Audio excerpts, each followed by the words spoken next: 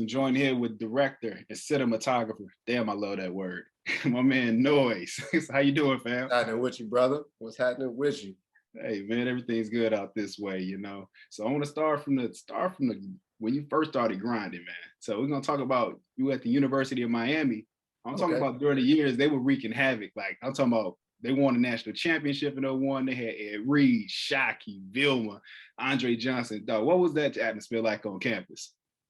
Man, it's one of them things where one of those very rare occasions where you were living in it, but you also could realize and feel how important the moment was. Yeah. Typically when moments happen in the past, you don't really realize how important it is. Right. Until after the fact.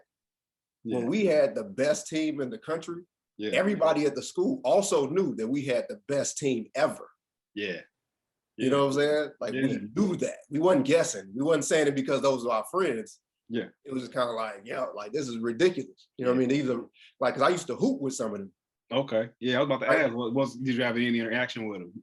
Oh yeah, all the time. Like it's a small school. It was only at the time, it's like 13,000 undergrad.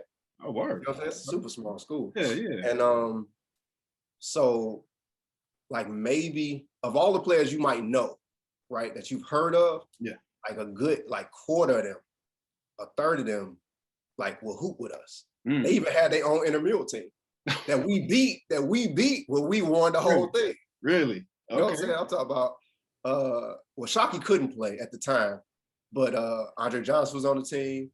Kev was on. It was a bunch of them that was on the team, but they played every year because in intramurals in college, like you could play whatever sport that you don't actually play. Right. Yeah. You know what I'm saying? So, but yeah, so I got a chance. Like we all got a chance to see, like that they were real athletes. Yeah. Like a lot of them played everything.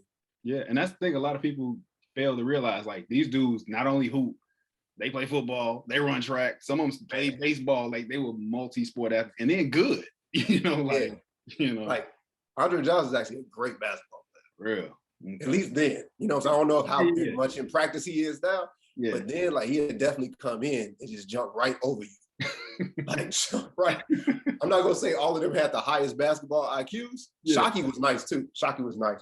It was a few of them that was nice, but they didn't have the highest basketball IQs, mostly because they didn't play all the time. Right. But they could score. Like but that's how you knew that they were good on the football field, because they had feet. Yeah. Oh yeah. You know what I'm saying? Like they were the ones that like you would play and get past them and then wonder how they caught back up to you because they had feet. Right, caught you on the backboard. Anyway, during that time period though, University of Miami was the most important like sports like teams in the city. More important than the Marlins, more important than the Dolphins, more important all of them. Definitely. You know what I mean? Definitely. So it was a good time to be alive, man. It was a good time to be alive.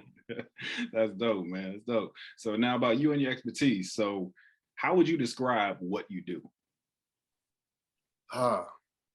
Well, I saw a meme that actually kind of like described it perfectly.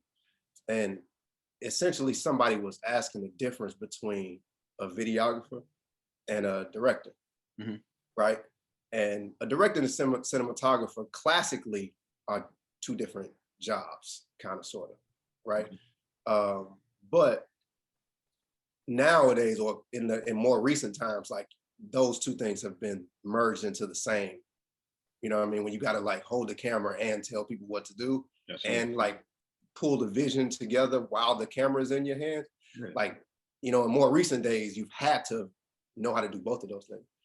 But yeah, so I saw this meme where somebody was asking like, what's the difference between a videographer and a director? Because people would call me both, and it's not necessarily frustrating because people just don't know. So it doesn't really register to me like that. Right. But it is something where like I wish more people knew the difference, because then they wouldn't try to hire you for things that you don't do. Right. Okay. You get what I'm saying? Yeah. So the difference essentially is that a videographer records whatever is in front of the camera, right? Yeah. A director creates the scene and records what's in front of the camera. Gotcha. So a videographer would be somebody who would record a wedding. Yeah. You know what I mean? Yeah. Roger. A director will write a script about a wedding, put everybody in place and say action. There's two completely different, you know what I'm saying, different things, you know what I mean? I don't really like to operate in a live space too often when I can't control the lights, I can't control people, I can't tell somebody they'll do that again. Okay. You know what I mean? I don't really thrive in those I can do it, you know what I mean? But I don't really thrive in those environments when everything isn't as perfect as I would like it to be. You know what I'm saying? Okay. So next question is about, so what's the common misperception about what people think you do? That would be it. Like when they call you the cameraman. Yeah, right. Okay. It's like, you know,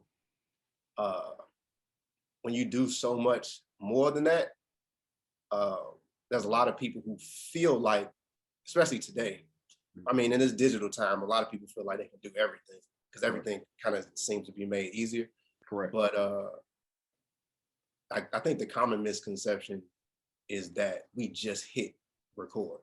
You know what I'm saying? And being a director is so much more complicated than that in terms of like producing what's in front of the lens.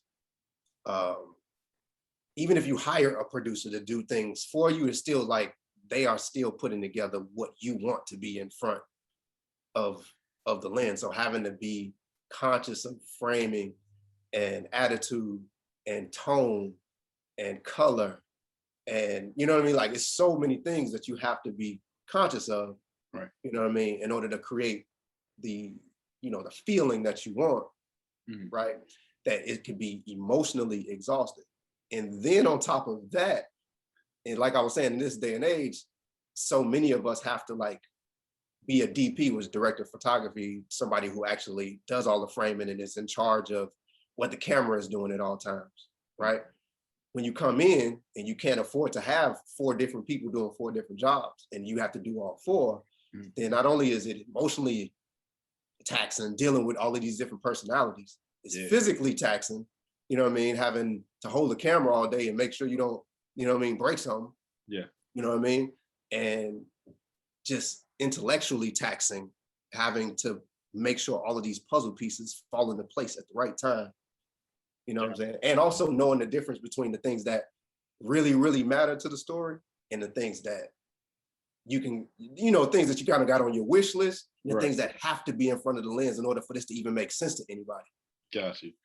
You know what I'm saying? There's a fine line between that too. Got you. Yeah, it seems exhausting. So like, so how did you get into your current profession? Like, what was that moment when you saw, or when you said to yourself, this is it, this is what I'm gonna go ahead and pursue? Like, oh man, it was somewhat of a process because I mean, you know me, and it wasn't a dream.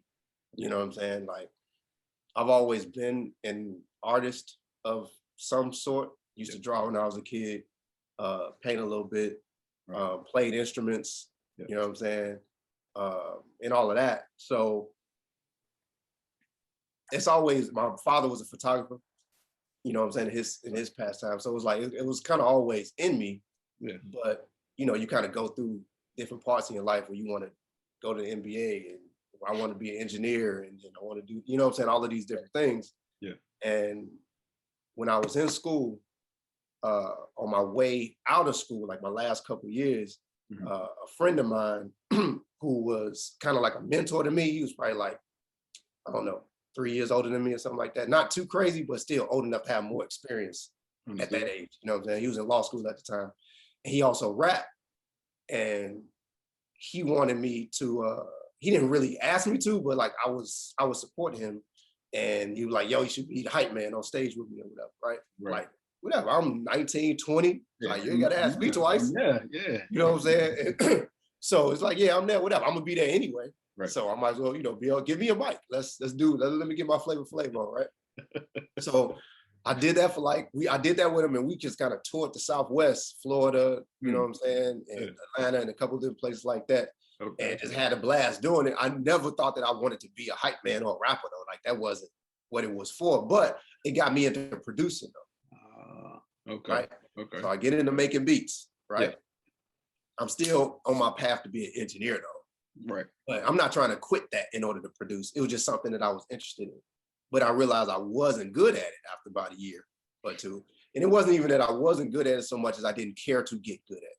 Oh, okay, gotcha. I didn't care enough about it to get Gotcha. it. You know, you can't cheat the system. You got to put in your 10,000 hours. Yeah, definitely. You know how that go. Oh, yeah. So when I was into that, I learned a lot about the software and things that go into making music in this newer age, in this new digital age. I get back to Chicago. I'm working for a little bit.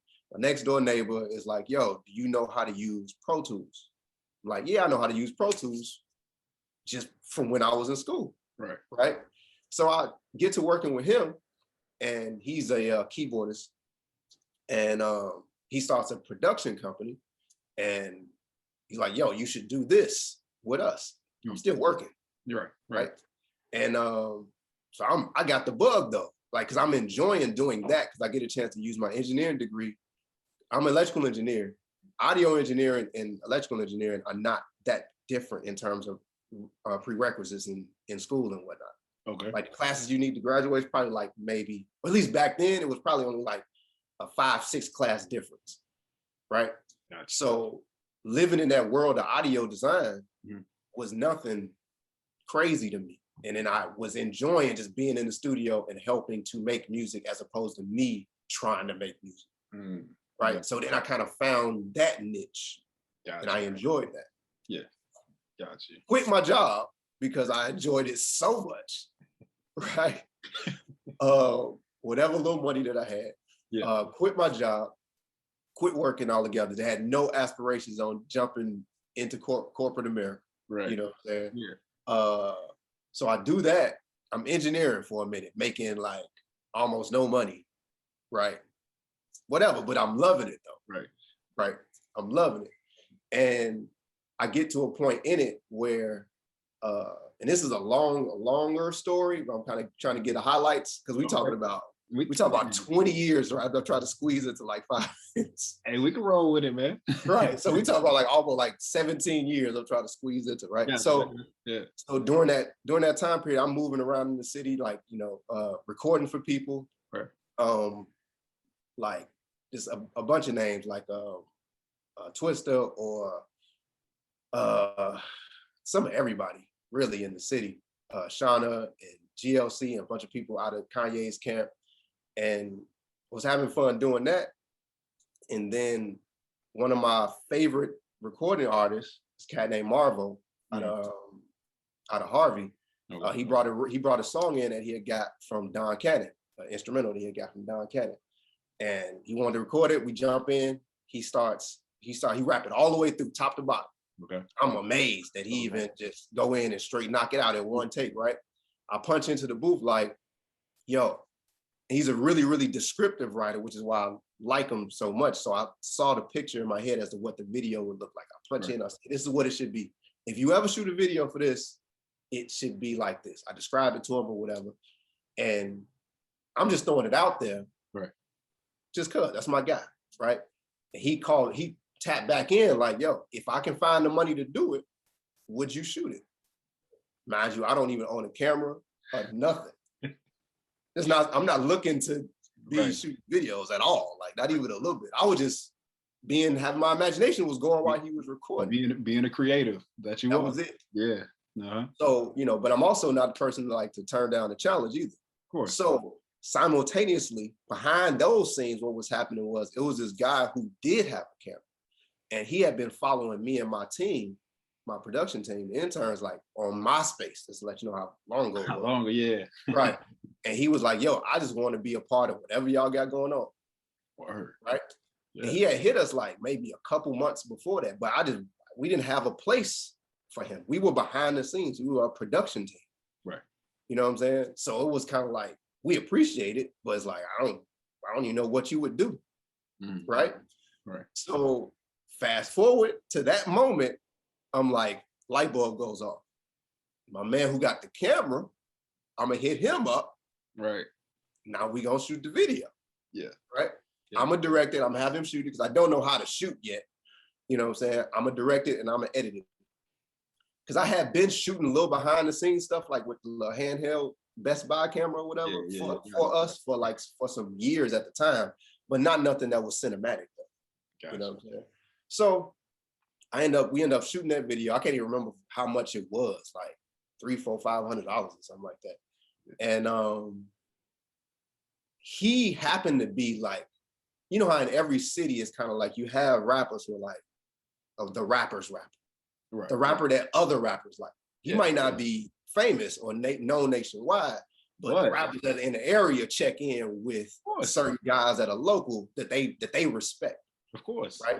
And he used to be in a group with Lupe Fiasco. They were high school together, whatever. So he was known in those circles. Yeah. And when people saw that, YouTube had just came out 8 months, maybe 8 to 10 months prior to when I put this video up. YouTube like went live in like, I want to say like 06 or something like that. 05 or 06, I want to say. We can look it up. We can Google it. Yeah, we'll check. Right, something like that. And even so, even if it wasn't 05 or 06, even if it went live before that, people weren't onto it when it first came out. Right. So people were just getting onto it in 06. You know what I'm saying? 06, 07. I shot this in 07, right? So when I put it out, people in the city were like, that let them kind of feel like music videos was attainable. That you didn't have to be signed to Def Jam, or you didn't have to. Right, with the ginormous budget and all that. Yep. Exactly. And it was somebody that they knew. So it became like, who did that? Right, like, hold up, what we got going on here? Right. So now I wasn't the only one. There's probably like only 3 of us, 3 different groups of people shooting videos in the city. But it wasn't a lot. Like, not like now where it's like everybody got a camera, everybody shooting. Right. But then in the city of Chicago, in terms of the hip hop community, it was probably like max 4 names that were recognizable. Right. I kind of like skipped the line a little bit because I was an engineer. So I knew all the artists already, just in a different capacity. Right. Yeah. You know what I mean? And like, I was kind of lucky in that sense. And when people ask me, especially young kids ask me like, so how do I break in? I was like, I don't even know how to explain to you, because my grind was like, I wasn't grinding in the video side and people found out about me. Right. People knew me already because of something else. Yeah. Path was, you know what I'm saying? Yeah. Yeah. So I ended up shooting like the next year, I ended up shooting like Mickey Hostet's first video. And this cat named Ben One, who had this summer smash called Never Leave My Girl with Shauna. Okay. And it was a few things that mattered in the city. They weren't necessarily like nationwide, whatever. But to me, it didn't even matter. It was just kind of like just any type of reckoning. Hearing something on the radio that you shot a video to, or that you had anything to do with, was like validation enough. Okay. Exactly. You know what I'm saying? Especially not having no real background in any of this. Gotcha. You know what I'm saying? Like, this is not something that I was like thinking about when I was in 4th, 5th, 6th grade at all. You know what I'm saying? Yeah, no doubt. So that happens, and then I start getting clients. I don't drop engineering yet because I'm not making no real money from the videos just yet. And I probably did that for about 3 to 4. I probably did both for like 3 to 4 years before I stopped recording and just solely did video work. You know what I'm saying? So in them 4 years, I started doing corporate stuff, you know, commercial stuff for people, like not just music video. Yeah. You know what I mean? And then it was like, okay, I can make a living and pay some bills with it. It took a second though. Like, it took a second to get out the red. You know what I'm saying? It wasn't quick. Of course, yeah. You know what I'm saying? You got to go through the 10,000 hours. You got to go through. You can't cheat it. Nah. You can't cheat as much as I wanted to. You know what I'm saying? I might have got a little bit of a head start as compared to somebody who just like went into the store and bought a camera and just wanted to do that. Yeah. You know what I mean? And not having went to school for that in particular, it was a little bit of a head start. But at the same time, I was prepared for the digital revolution in video because I'm an engineer. Yeah. So understanding light and science and how that works with a camera that's nothing to me. Like, you know, I understand all the language that's in the instruction manuals. I understand all of that because of my schooling, you know what I'm saying? Right. So for other people, it takes them a while to turn what they see in front of them into what comes up on the edited screen. It takes a while for them because they don't get the correlations. I get the correlations because I went to school for that. Oh yeah. John, trust me, we're going to get into it talking about that digital revolution in a sec. Now, I want to know about how do you stay inspired, or what inspires you visually, you know? Visually, I'm a storyteller. And But I'm also kind of I love the abstractness of being able to kind of make somebody feel something, Mhm. where you can kind of give people something that feels random but isn't, but you get your desired result. Mm. I feel you. It's kind of it's very similar to, like, if you were to talk to a painter Right. and somebody who doesn't do, like, somebody who does work that's not like, they don't paint real life. You know what I mean? It might be really abstract on the canvas, Yeah. right? But its intention is to make you feel a particular way. And Right. then, now granted, you can feel however you want to feel about it. It could be, the intention might be to make you feel anger, but maybe it makes you feel happy. That's not gonna make the artist upset. They just want you to feel something at the end of the day. But if you feel what they intended you to feel, then it's a W, Oh, of course. right? Yeah. So in terms of visually, like, what I want to do, what I tend to want to do every project is to not necessarily give you something, like spoon feed you something that's like a 1-to-1, like a 1+1 = 2, like too simple, Right. right? But somewhere find a space where I could tell a story that can be generally understood, Yeah. but not be exactly a replication of what real life Hmm. is, if that makes sense. No, I got you because I was thinking about your interaction with the artist and how you define the story and the look. And I want to know, like, just listening to your response to how you develop it, like, are there certain techniques or some type of philosophy that you employ to achieve that depiction? And because I'm curious about the interplay between method, creative process, and how you achieve the ends of those approaches. That's what I'm just trying to piece that together too. So It's the process. The process begins with my own philosophy. mm, Um, a couple of things that my art touches on is understanding why. Like, the most important question to me in life is why. mm, Right? Things are gonna happen, right? right, But to understand why they happen is what allows for growth. Good things happen, bad things happen, you know what I right, mean? right. Things happen that are innocuous, like whatever in the middle, but why is always what matters. If somebody robs a grocery store, right, in order to eat, Mhm. that's different than them robbing the grocery store to buy something with the money that they stole. Right. You know what I'm saying? I'm not saying that neither one of them not supposed to go to jail, but why matters though. Right. You know what I'm saying? That's what helps you develop, you know what I mean? Like a character analysis of a person. Mm, You know what I'm saying? So when I talk to artists, I kind of want to get a feeling for why they even doing it, okay. right? Yeah. Because then that can tell me exactly where I need to go, or help me get to where they're trying to help them get to where they're trying to go. You know what I'm saying? Yeah. Um, the music in a 3-minute song, when we talking about music video stuff, which is probably the more artistic stuff, Yeah. sometimes the film stuff too, but mostly the music video, because the music video stuff can be absolutely way more abstract than following a script or doing a commercial for Southwest Airlines, whatever the case may be. Right. So when it comes to the music video stuff, I typically want to know, like, what their uh,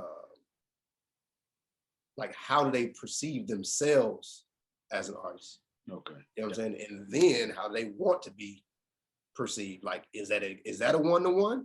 Mm, Are gotcha. you trying to hide something until you get to a certain point and then bring that out? Gotcha.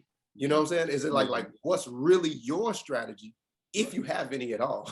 Some people just don't. Some people just kind of like, I feel like I'm talented and I want people to hear my whatever, hear my work, And this is what right? it is. Yeah. And it is what it is. However they take it is however they take it. Then there's other people, it's like, man, I really want to do, I don't know, I really want to do this type of uh conscious Mm, rap, but I got to get them to listen to even notice me right. first. Yeah. So you got to work with So I that. got to do this. Work with that But development. if we just walk in the room and you play me a song and I just immediately just give you something, right? That Yeah. might not mesh with your strategy. Right. So I have to know why you're doing this. Gotcha. Yeah. You get what I'm saying? Yeah. So Define. the other piece of my psychology is really just understanding human behavior. When you apply that to business, right, I feel like you can be successful faster. Understanding your client, understanding your customer base, understand, you know what I mean? Like understanding why they do things and what they want from you. Yeah. Right. So that's what my thing is. Like not saying that it automatically just makes you successful. It doesn't, like, you don't really skip steps. But if you take the time to kind of understand why somebody is doing something, why somebody wants something, then you could prepare for the step that comes after the one that you're taking. That's right. When we get off this call, I got another call with an artist who is going from doing hip hop to doing like country hip hop. Word. Like something that they, you know what I mean? Yeah. And it's kind of like when I talk to the management, and I've never talked to them. This is a new client. They just hit me because they saw something. And I'm like, okay, send me everything that you've done so far, and send me your whatever photo shoots that you've done. Send me everything so I can get a gauge for, like, because I can give you something today that won't match the next thing that you do. And then you start to confuse people. Right. So if I don't know and or care who he is and who he cares to evolve into, right, then this could be a little bit of a waste of time. Yeah. I mean, if you're not paying attention to the nuances of, so that's kind of my thing in terms of what the methodology is like just understanding the why. You know what I'm saying? I got you. Just, especially for me, jumping off of being an author, mine was why not? There you go. You know what I mean? Like, it's part of the same family though. You know what I mean? Like, that's a cousin to it, just like we cousins. It's a cousin to the same thing. You know what I mean? That's right. That's right. So tell me about, how does your background influence your work? You know? Oh man, I'm talking more so your upbringing, coming from the shop, like the mentality and things we had to go through coming up, you know. That plays a huge part in terms of how I navigate the business more so than anything though. Yeah. It can influence the art too though, in the sense that when you come from the quote unquote second city, there's definitely like a little chip that we got on our shoulder. Yeah. You know, coming from where we come from, seeing things that we've seen, when we walk outside in any other state, you know what I mean, it's more or less like we come from a city that's just as big and as dangerous as any other city in the world to us. You know what I'm saying? And it's like, when you talk to people, it's like, there's nothing that you gonna show me in the continental United States of America that's gonna make me more uncomfortable than anything I've experienced. Right. I've had that conversation with people from different places where it's kind of like, yo, like I have a friend of mine who lives in the Bay, right? He's from Oakland, right? And East Oakland. And it's not really that much different than the West Side, right? But I went out there for college. I was just visiting him or whatever. And he had to go to work. And I was like, he came home and I was sitting on the porch just eating cereal, right? He was like, man, what you own? Like, what you own? It's like, man, I'm just out here people watching, you know what I'm saying? Doing what I want to sit inside all day, right? And he was like, yo, man, it's, you know, basically saying like it's staged, like people be wilding outside. I was like, bro, I was like, ain't nobody out here wilding no more than what happens in K-Town, L-Town, and any other city, right? I mean, any other part of the city that I grew up in. Like, I can understand what danger looks like before it happens for the most part, just like anybody else. You know what I'm saying? That's from where we from. Right. So I say that to say that that's kind of like part of what that chip, like when you in other places, like I've been here before, bro. Yeah. When you talking to other people, your whole attitude is like, I've been there and done that. I've seen that. Like, you're not telling me nothing new. Yeah, you're not, like you said, we won't be uncomfortable, we won't be phased. I mean, but you know, we are definitely aware of evident that, you know, so that I told that whole long story to say that, like, that's what kind of like you can attribute some of the confidence to. Gotcha. You know what I'm saying? Like, same thing that you might get from a Kanye. You know what I mean? Like, that might be on a whole nother level, whole nother play. You know what I'm saying? But like, it still comes from the same place where it's like, don't ever forget I'm from Chicago. Like, it's like when he says it might be funny to certain people because you depending on how you view him. Yeah. But like, that's how we all feel. Never forget that part. No. You know what I mean? So when I move around in the business, Like my attitude is that, and that helps people to understand me, understand the work, you know what I mean, and understand how to navigate me, like when we in the same space or whatever. So that's on the business side. On the art side, I want to tell stories a lot of times, not just to tell stories, but because I've always felt like our story wasn't fully all the way told. Right. You know what I'm saying? Yeah. Oh, no, So no, that I got this. Understand that. Yeah. I got this real, like every day I wake up, when you say like how you stay motivated, is I want to tell our story. And I haven't seen our story told accurately since Cooley High. That's the last time in the art form, on the screen that I've, you know what I'm saying? And I'm not going to, you know what I'm saying? You just had me run up. Nothing else I'm not going to disrespect nothing that's came out since then, whether it's movie, TV, whatever. Yeah. But from where we from, the last representation that came out that was accurate was Cooley High. You just had me jog my memory for a split second while you were talking. I was sitting here like, damn. It's been a bunch of things that have been like, this is the thing. It's been a bunch of stuff that's come out recently, like in the last, like, I don't know, 10 years or so. Once we kind of started, you know, Chicago has been kind of popularized, which is really due to Barack. Right. And it's been some stuff that's come out, but none of it has been specific to Chicago. It's been a bunch of stories that actually could have happened anywhere. Yeah. You know what I'm saying? Like anywhere USA, in any hood, and if you take that story and put it in another city, it doesn't change the story. Yeah. But like the blueprint, to me, the most recent blueprint is The Wire. Right? Like it's so many elements of The Wire that you can't just take out and put in Chicago. Yeah. We don't have a whole bunch of abandoned buildings with dead bodies in them. Nah, that's exclusive to that certain area in Bmore. So I get you. Which is what made The Wire so classic. Because it was so Baltimore. It was so Baltimore. Because you can't just take that story and put it in another city and it still makes sense. Right? Yeah. We haven't had that story since Cooley High. Yeah. It's been attempts, but we're not gonna go. It's been a bunch of attempts, and it's been some okay. It's been some okay. I'm not saying everything is bad, you know what I mean? But like I'm talking about all the way down to the gang names. I'm talking about all the way down to, you know what I mean, the restaurants, all the way down to how we talk, all the way down, like those elements, right? Like haven't been captured all at the same time. Like people have like captured different pieces here and there, but not all of it, like The Wire represented. Yeah. You know what I'm saying? The essence to the T. That's how it was, man. It was almost like every time I was in Bmore, I swear to God, I felt like somebody's about to say action. Exactly. Like, exactly. Yeah. And we haven't had that. And that is what, like, that's what fuels me, because I have a few stories that I want to tell that would be exactly what our experience was, me and yours, and then exactly what people who didn't necessarily grow up like us, but in the same place, like adjacent to us. Gotcha. You know what I'm saying? Like what their story was too. You get what I'm saying? Yeah. But it be encompassed in everything that is actually Chicago, and not just like the highlights, or, you know what I mean? Like the nuances of like how we ended up the way we, like even the story of like how gangs even took off and got big in Chicago has never been told outside of a documentary. You know what I mean? It's never really all the way accurate. It's just like some random gang names that people make up and random colors that people make up. And it's kind of like, well, if you're going to do that, you could do that anywhere. Yeah, true. It's gangs in every city. If you're just going to make stuff up, then that could be anywhere USA. That could be any hood in America.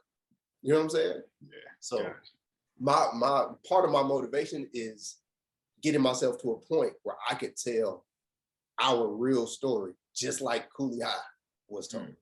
Okay. You know what I'm saying? Gotcha.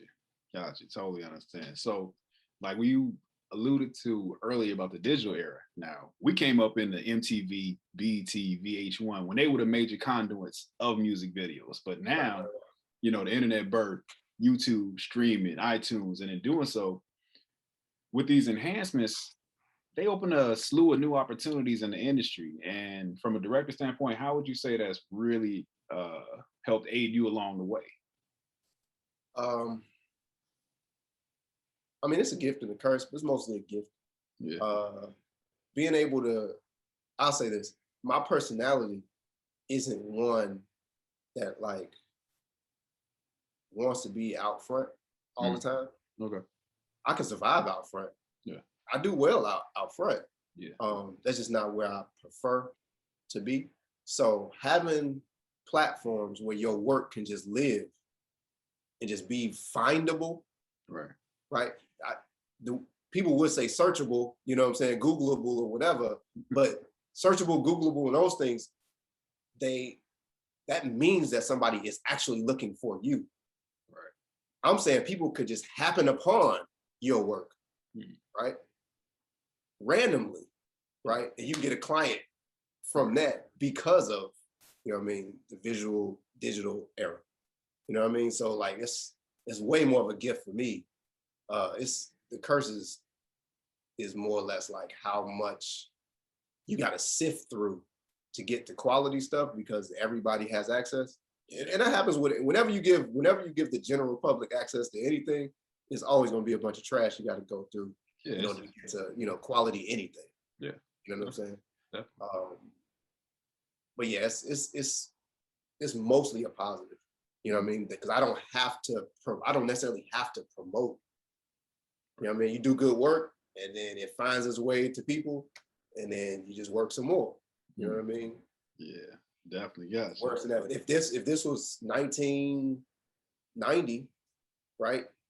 And I'm the same age or whatever doing the same thing, you gotta beat, you know what I mean? You gotta beat your feet. You gotta get out here and really gotta grind. Yeah. You know what I'm saying? Like the grind is different. Not saying you don't have to do that at all now. You do, it's just a different type of grind. You know what I'm saying? Yeah, I got you. And you can do it from your bed.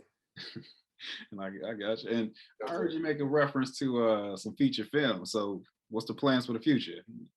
Oh man, working on a few of them now, man. Working on a few of them right now. I got some short stuff, some shorts coming out. Okay. And but yeah, ultimately that's the goal. You know what I mean? The goal is features. And I probably would never leave music and film, like music video stuff alone, simply because like I just love music. You know what I mean? So like there's a lot of directors, particularly ones that like come from school, who kind of jump in it because it's a quick and easy way to practice and or get money. But they don't necessarily have aspirations to tell long stories in long form. Okay. You know what I'm saying? Like, especially kids who like 18, 19, 20, 21, it's like, you need to get your hours in order to get good. So you can easily find an artist that want to shoot a music video. That's 3 to 4 minutes. The final product is 3 to 4 minutes or whatever. You might hook up with them for a day or two and do something. But a lot of those same artists, and I'm not gonna say that they aren't artists, they aren't necessarily directors either, but they wouldn't be willing to work for 28 days straight on something, 45 days straight on something. You know what I mean? Like, which is what feature film work is. You know what I'm saying? And it's not even just that. That's just the shooting part. Yeah. It's a whole 2-3 months of pre-production to do. It's a whole 4, 5, 6 months of post-production. Different level of commitment right there. Exactly. You know what I mean? So but yeah, that's the goal is to live in that world. Okay. Cool. So outside of you already answered, outside of the industry, you lending your service to different avenues of interest. But more curious now about how's the pandemic, whenever we was going through 2020, how was your work affected? And now, since we're moving into a new normal, how are you adapting to what this new life is presenting as we're starting to open the world back up? Well, initially it was no work. Yeah. You know what I mean? Because you just couldn't be around people. And it was like probably like 2 months, almost 3 months, where I had to cancel everything because nobody knew how deadly it was, or you know what I mean, like what that was. So probably in the middle of, I ain't gonna say the middle, like after like the first quarter of it, if you want to say, we went dark in April, basically, and then May, June, like maybe like July-ish, people started to call again about doing work, smaller stuff. Okay. You know what I'm saying?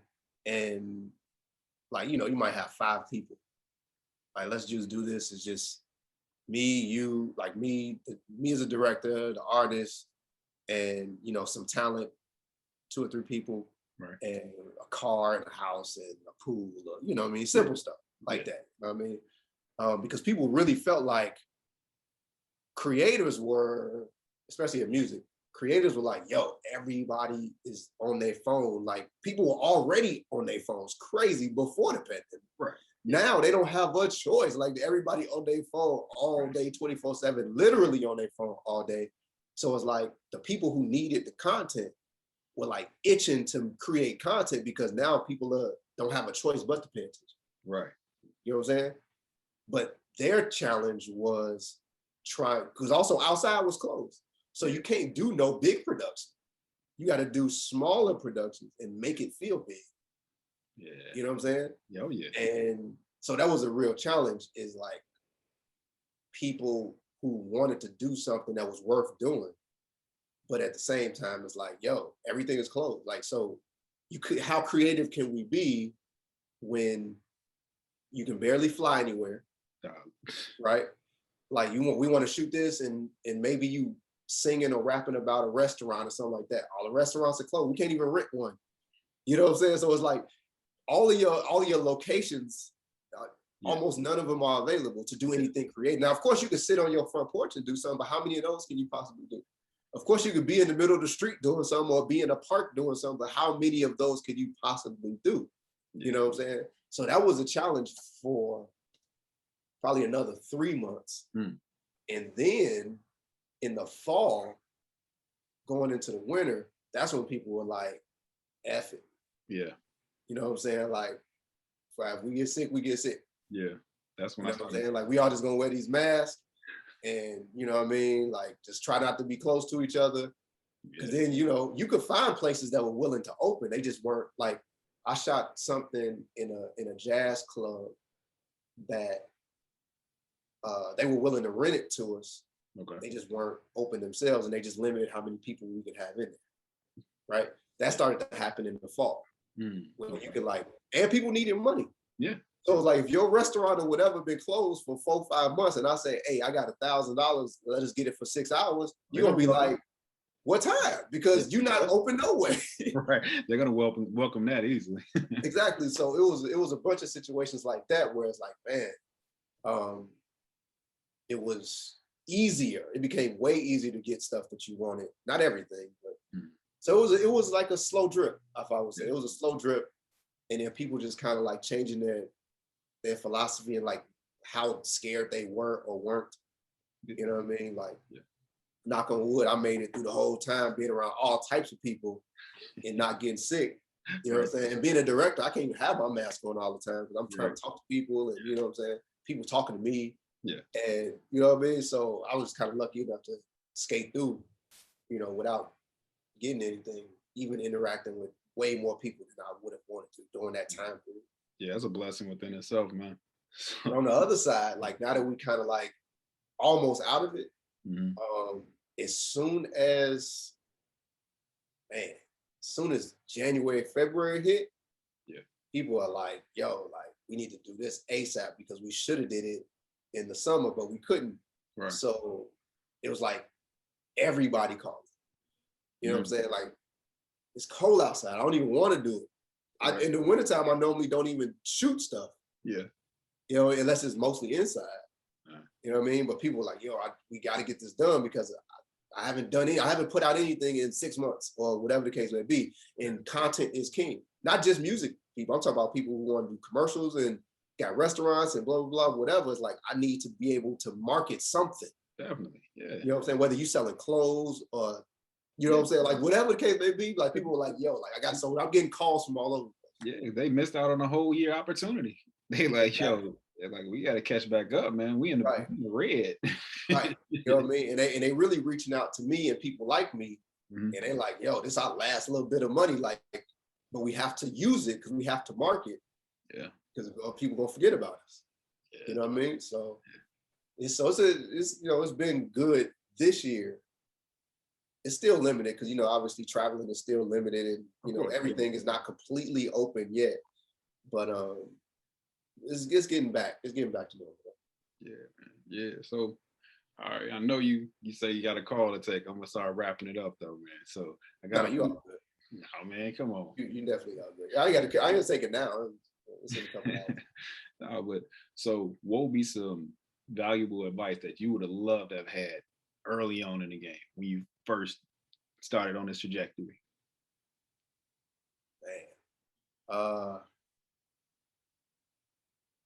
Man, just do it. Yeah. Like, just do it. Like, there's so many times where I, and I think it's because I started a little later than most. So like, when I was 25 or 26, I was kind of competing with 20-year-olds. Or when I was 30, I was kind of competing with 23-year-olds, 22-year-olds. And so as a older, not even older, but like just being a slightly older than my competition, so to speak, right. I would hold back on doing certain things until it was perfect. Whereas like the benefit to being 20 and 21 is you just doing stuff. Right. Whatever you feel like doing, you just do it. If it come out right, it does. If it don't, then whatever, because you might even still live at home with your mama. Like, it's, you know what I mean? You just doing things. You like just throwing stuff at the wall to see if it stick. Right? Right. But because I'm older than them, it's kind of like, and my friends are also, you know what I mean? So always at a stage, I'm still at a stage where it's like, I don't just want to just like show anything. You know what I mean? Because there's a certain level of professionalism that you kind of want to have. And that could be a hurdle for people because that'll make you hold on to things for too long. It's like, just put it out, man, and move on to the next thing. Just put it out and move on to the next thing. If people like it, then they like it, and you take whatever was positive from that and do it again. If they don't like it, then you see what they don't like and you don't do that again. But holding on to it and not showing nobody that slows your growth. So if somebody just told me like, hey man, just put shit out. Just put it out. You know what I'm saying? Trust me. And whatever it is in your head, just do it. And that's what I was about to say. Like, we have conversations about being in your own head. That's one of my biggest hangups. I got a lot of things that I want to produce, like as far as like content or just a product, and it's just stuck. Like the point me trying to get my book out was when I finished writing, let's say it was October of 2018, it took me a whole month. I mean, it was edited. I had an editor edit it. I took it through other validation checks and things, grammar, punctuation, whole month. I'm just sitting here like, okay. Just sitting. And when I finally hit submit, it was such a relief, you know, and then I was sitting there saying to myself, after I saw people purchasing the product, I was like, what's your problem? Like, you have something that obviously, even if I'm not saying it's the most incredible book, but it's something people took to heart. And some people are actually coming to me and telling me it was something in there that they took and applied it to their life and was beneficial. And I'm like, dude, why are you holding on to these gifts? like what the hell are you doing? You know what I mean? So man, that's anything. That's that one thing that would get you to where you're trying to go much faster. You know what I'm saying? It's just, and it'll tell you, you know, if you just do it, also tell you if you're supposed to be doing that thing at all, whatever it is. You know what I mean? Yeah. Just like when I was fake producing. You know what I mean? Like at that point, I was 20. I was 19, 20. So I was just doing it. Yeah. Right? And people was listening to it. My friends was listening to it or whatever. And it was kind of like, you know, it wasn't like people saying it was bad, but it wasn't like good either. It wasn't great. Right? So had I just kind of like sat on that and sat on that and sat on that and then found out 4 or 5 years later that wasn't what I was supposed to do, then that might have pushed all of my trajectory either off or like waited even longer to get to where I am, you know what I mean? Yeah. But that's where I was in that age where I was just doing anything. Whatever I felt like doing, I was just doing. Right. You know what I mean? So it's like, if anything, I would have kept that. If I had somebody older to have told me like, stay in that mind frame forever. Yeah. Don't just be that when you're 20. Just be that. Yeah, that's what it is. Yeah, man. So how can the people get in touch with you, man? Like, what's your contact? What's some IG? Whatever you want to put out there. I'm Black Noyz, BLACKNOY is in yellow, Z is in zebra on everything. Yeah. So that's Twitter, Instagram, like Facebook, whatever. Like any social media. I'm on most, if not all of them, under the same name. You know what I'm saying? So that's, you can find me easily like that. You know what I mean? And then gravityfilms.com. It's got my information on there. Okay. Gravity, GRAVITII films.com. Dope. And last thing, who's on your Mount Rushmore artists that you would love to direct videos for? Videos? Yeah, any content, dead or alive. Who's your Mount Rushmore? Oh, Jay, of course. I love to shoot something. I love to shoot something with Jay. You said dead or alive. I love to shoot something with Pop too. Man.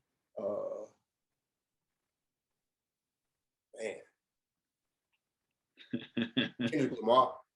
Okay. Kendrick Lamar.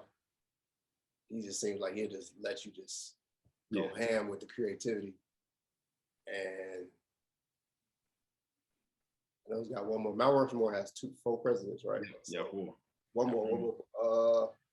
I'll give you one more and a one just dark horse. Dark horse. Man. I'm just so old that I just know too many artists. You know what I'm saying? It's just too many people in my brain right now. I'm seeing them just going through your head right now. Like I'm thinking about people that are like 50 all the way down to like 20 years old. Like it's just so many people. Right. I would love to work with, man. It would be definitely dope to do something with Michael Jackson. That would be crazy. Yeah. And Prince. Because like I can't ever forget how much Purple Rain meant to me. Dude. Like once I got old enough, not even old enough really, because when it came out, when I saw it for the first time, I didn't even understand really what was happening. I just knew that he was a star. Of course. But seeing it again, like in your early teens, like, you know what I'm saying, 10, 11, 12, 13. Yeah. Like the way and then figuring out that he was responsible for it. Yeah. Like when you see it, when you first see it as a kid, like the way it comes together, you don't know that Prince is responsible for it. You just feel like he's acting in somebody else's movie. You don't realize that it's his movie. Right. You know what I'm saying? Yeah. Like he would be somebody that I would want to shoot something with. For real. Because I really would love to infuse music the way he infused music into that. Yeah. You know Yeah, definitely, man. Like that. That would be great. Yeah, man. Well, look, man. Well, that's all I got. Look, thanks for taking the time out. Great times. Yeah, man. You got to do this again. I'm actually want to do a live when we actually get a chance, when everything gets, whatever our new normal is, sit in and do a live stream with one. So we're I'm with it. Yeah. I'm with all of it. I'm with all of it. Just let me know, and I'm there. Definitely. So yeah, man. So thanks again, and of course, always be in touch, fam. Oh, of course, man. Appreciate it, bro. Appreciate it greatly. Yeah. All right. Take it easy, fam. Be in touch. Man. All right.